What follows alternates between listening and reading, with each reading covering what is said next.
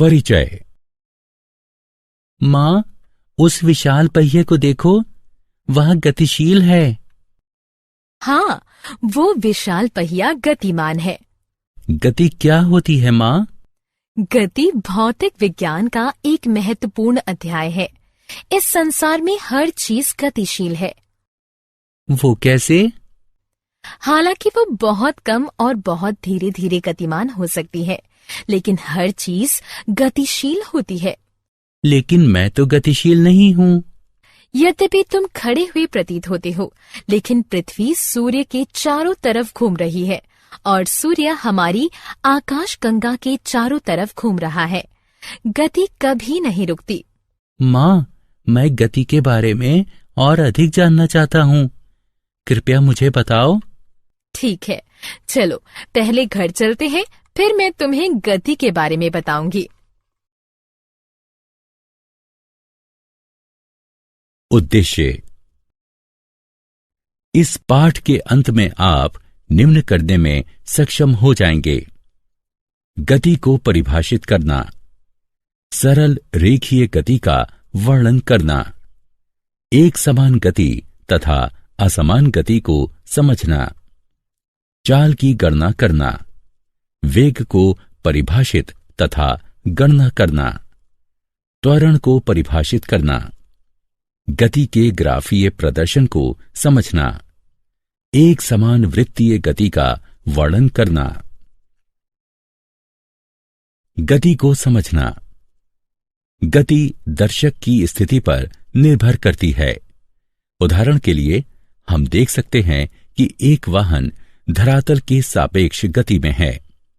विभिन्न दर्शक किसी वस्तु की गति को अपने अनुसार देख पाते हैं। या फिर हम कह सकते हैं, अगर कोई वस्तु गतिमान है तो उसकी स्थिति दर्शक के सापेक्ष परिवर्तित होती है। एक घूमती कुर्सी, एक झूला, एक उछलती गेंद गतिशील वस्तुओं के उदाहरण हैं। पृथ्वी का सूर्य के चारों तरफ अपनी कक्षा में घूमना भी गति कहलाता है। सरल रेखीय गति। हमारे संसार में हर चीज गतिमान है, यहां तक कि स्थिर वस्तुएं, जैसे कि हमारा घर भी सूर्य या और तारों के सापेक्ष गति में है।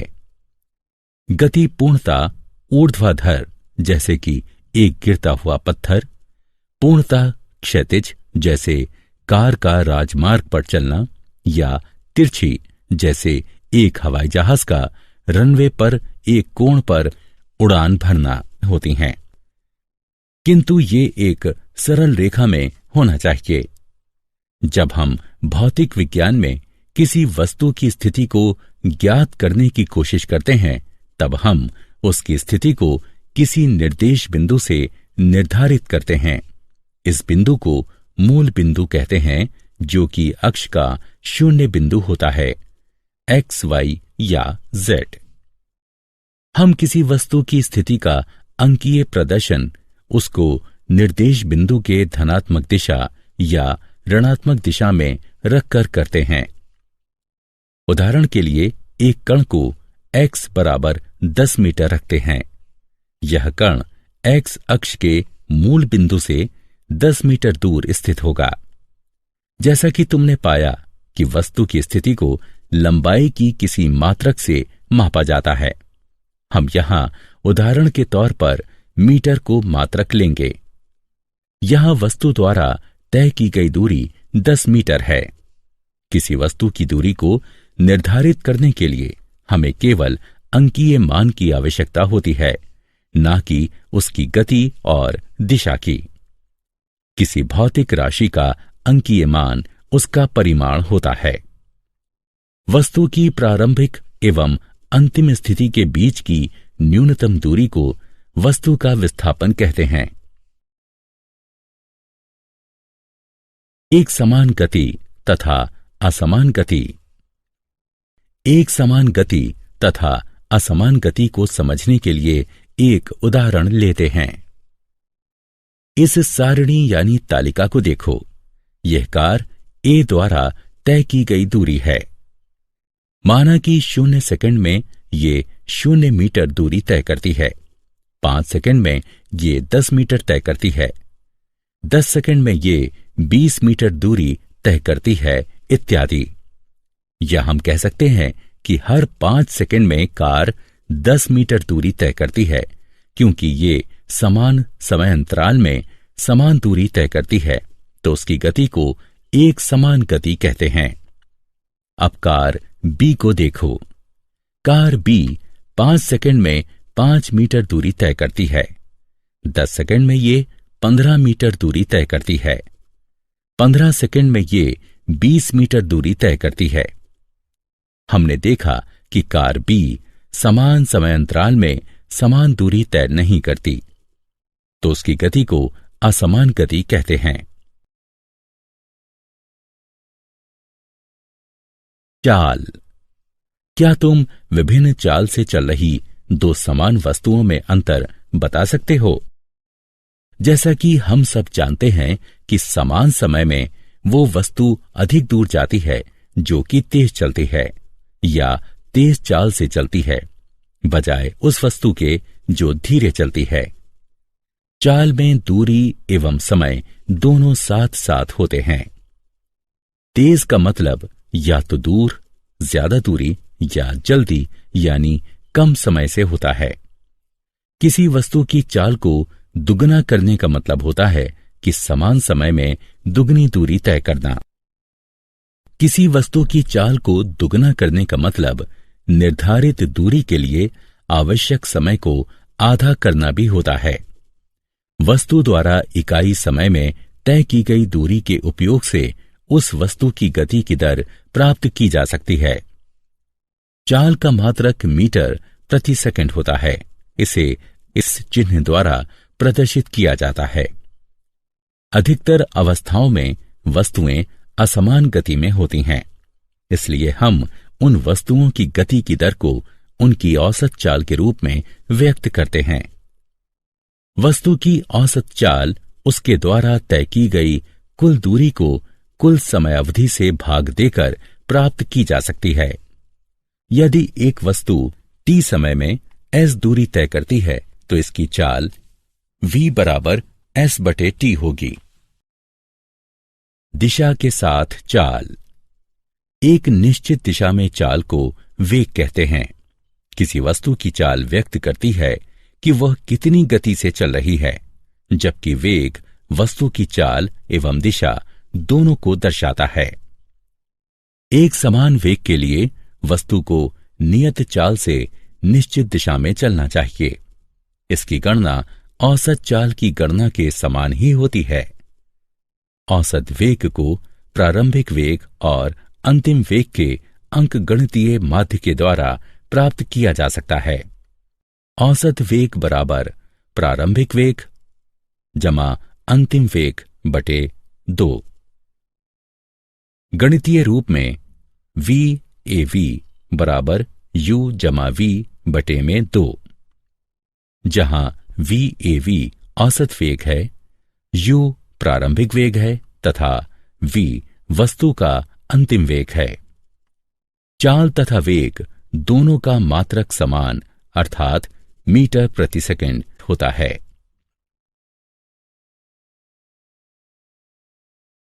वेग में परिवर्तन की दर।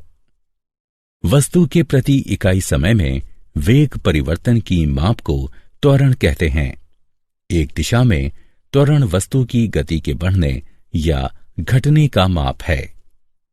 त्वरण वेग के परिमाण एवं दिशा में परिवर्तन की दर को व्यक्त करता है। त्वरण का मात्रक मीटर प्रति वर्ग सेकंड है।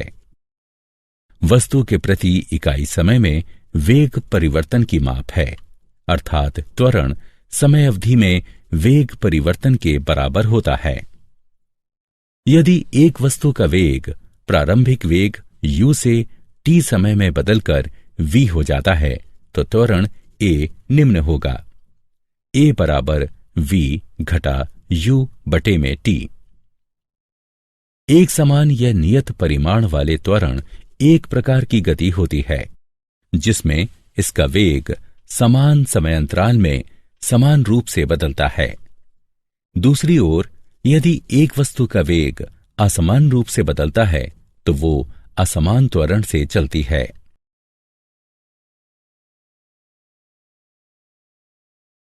उदाहरण, चलो एक रेसिंग कार का उदाहरण लेते हैं। यह प्रारंभ से अंतिम तक 10 मिनट या 0.17 घंटे में 23 किलोमीटर दूरी तय करती है। हमको इसकी औसत चाल तथा औसत वेग की गणना करनी है। हमें पता है कि औसत चाल तय की गई कुल दूरी को कुल समय अवधि से भाग देकर प्राप्त किया जा सकता है। अर्थात औसत चाल 23 किलोमीटर दूरी को 0.17 घंटे से भाग देने पर 135.29 किलोमीटर प्रति घंटे के बराबर आएगा। उसी प्रकार से औसत वेग कुल विस्थापन को कुल समय अवधि से भाग देकर प्राप्त किया जा सकता है। जैसा कि हम चित्र में देख सकते हैं कि कुल विस्थापन 4 किलोमीटर है, इसीलिए औसत वेग 4 किलोमीटर को 0.17 घंटे से भाग देने पर 23.53 किलोमीटर प्रति घंटे के बराबर आएगा।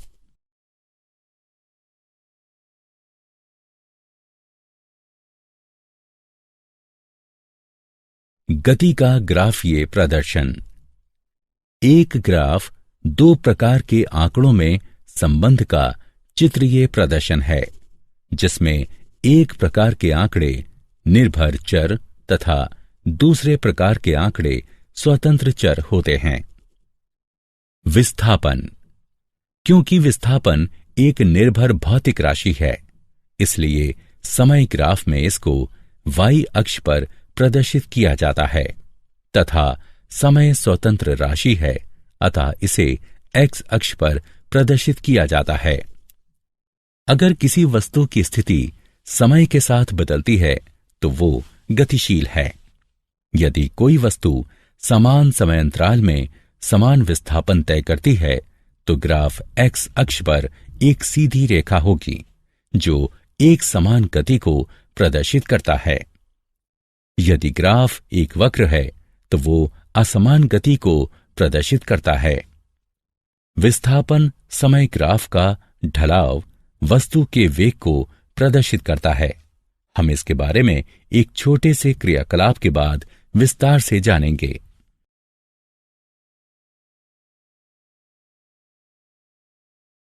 दूरी समय ग्राफ। दूरी समय ग्राफ के द्वारा हम गति के बारे में काफी अध्ययन कर सकते हैं। चलो अक्षों को देखते हैं।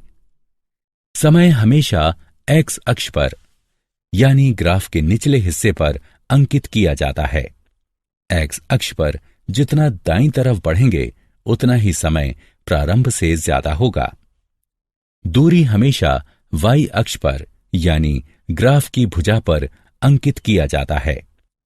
ग्राफ में हम जितना ऊपर की तरफ बढ़ेंगे उतनी ही प्रारंभ से दूरी ज्यादा होगी। यदि कोई वस्तु गतिशील नहीं है तो उसको दूरी समय ग्राफ पर एक क्षैतिज रेखा से प्रदर्शित किया जाता है। हम देख सकते हैं कि अगर समय ग्राफ में दाईं तरफ बढ़ रहा है लेकिन दूरी में कोई परिवर्तन नहीं हो रहा है तो वो गतिशील नहीं है। हम ये कहते हैं कि वो वस्तु स्थिर है।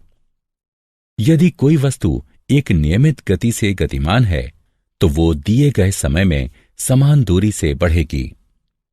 ग्राफ में हम देख सकते हैं कि समय दाईं तरफ बढ़ रहा है तथा दूरी समय के साथ नियमित बढ़ रही है। इसका मतलब है कि वस्तु नियत गति से चलती है। नियत गति को ग्राफ में एक सीधी रेखा से प्रदर्शित किया जाता है। वेग समय ग्राफ।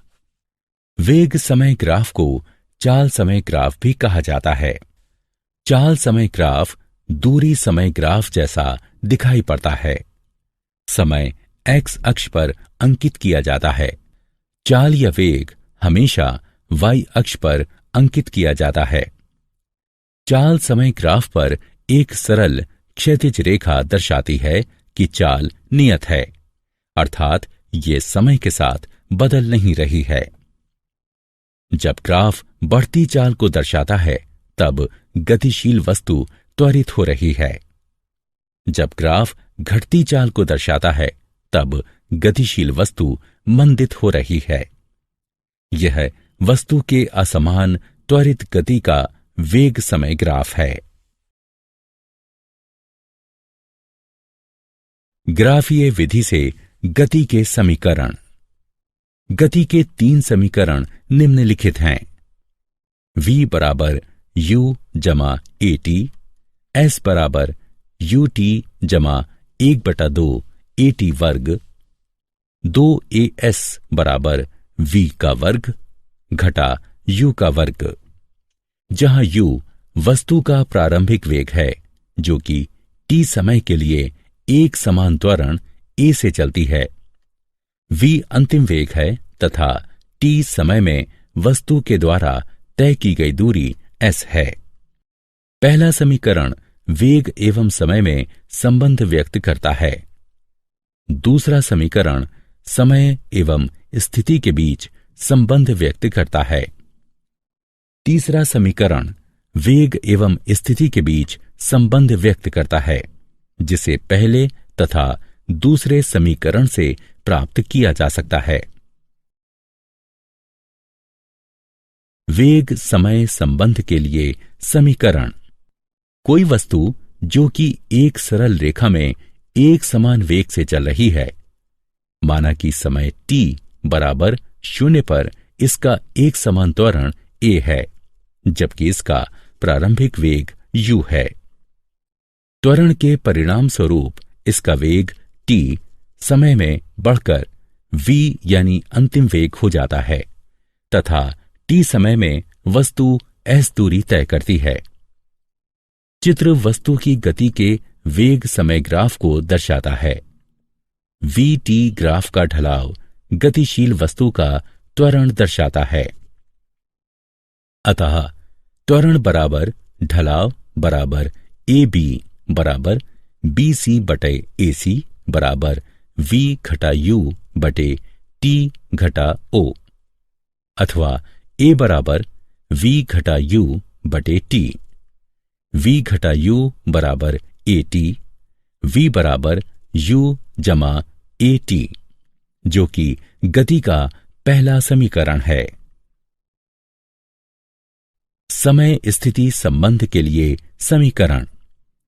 माना कि कोई वस्तु t समय में a त्वरण से s दूरी तय करती है। वस्तु के द्वारा तय की गई दूरी वेग समय ग्राफ में घिरे क्षेत्र द्वारा प्राप्त की जाती है। अतः तय की गई दूरी s बराबर समलंब ABDO का क्षेत्रफल बराबर आयत ACDO का क्षेत्रफल जमा DABC का क्षेत्रफल बराबर OD गुणा OA जमा 1/2 BC गुणा AC बराबर T गुणा U जमा 1/2 V घटा U गुणा T।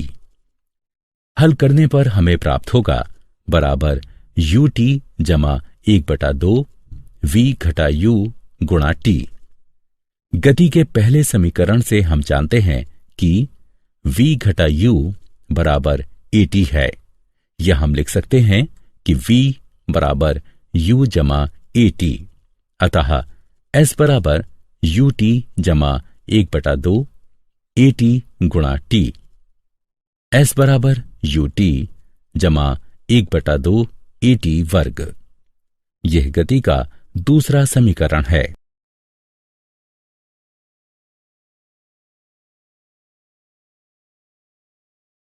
वेग स्थिति संबंध के लिए समीकरण।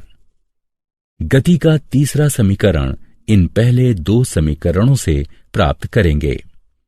वेग समय ग्राफ से तय की गई दूरी s बराबर समलंब OABD का क्षेत्रफल बराबर 1/2 B1 जमा B2 गुणा h बराबर 1/2 OA जमा BD गुणा AC।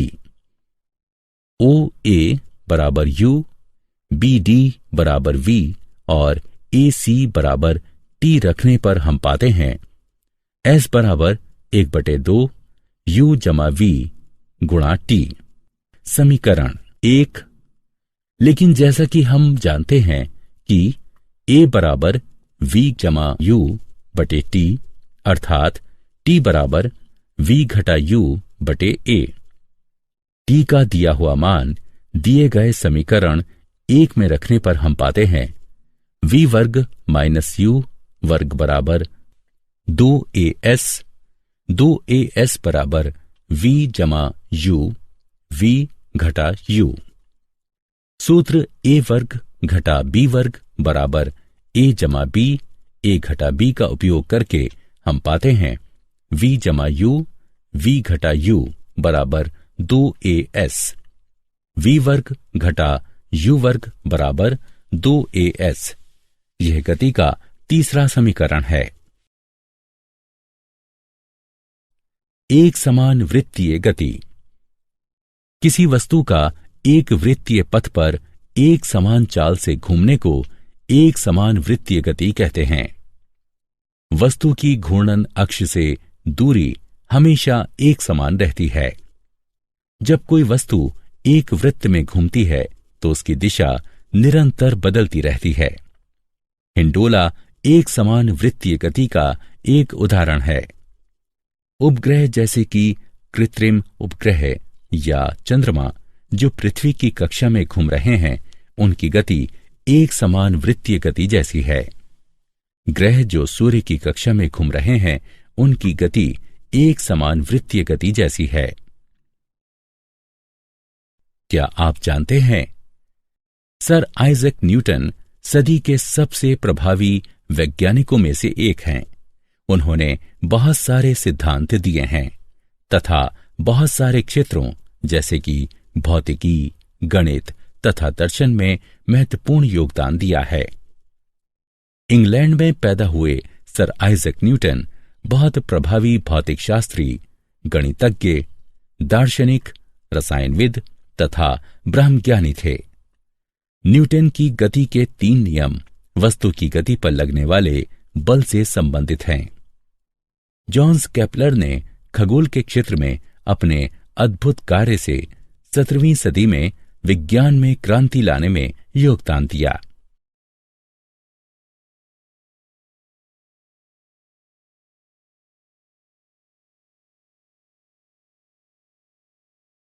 सारांश।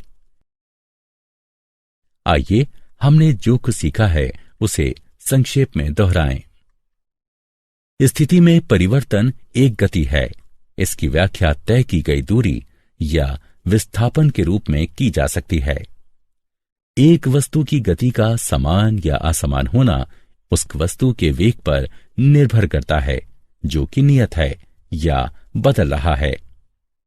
प्रति इकाई समय में वस्तु के द्वारा तय की गई दूरी उसकी चाल होती है और प्रति इकाई समय में हुआ विस्थापन उसका वेग होता है। किसी वस्तु का त्वरण प्रति इकाई समय में उसके वेग में होने वाला परिवर्तन है। ग्राफों के द्वारा वस्तु की समान और असमान गति को दर्शाया जा सकता है। एक समान त्वरण से चल रही एक वस्तु की गति की व्याख्या निम्न 3 समीकरणों के माध्यम से की जा सकती है। v बराबर u जमा at, s बराबर ut जमा 1/2 at वर्ग, 2as बराबर v वर्ग घटा u वर्ग, जहां u वस्तु का प्रारंभिक वेग है जो कि t समय के लिए एक समान त्वरण a से गति करती है। इसका अंतिम वेग v है और t समय में तय की गई दूरी s है। अगर कोई वस्तु वृत्तीय पथ पर एक समान चाल से चलती है तो उसकी गति को एक समान वृत्तीय गति कहा जाता है।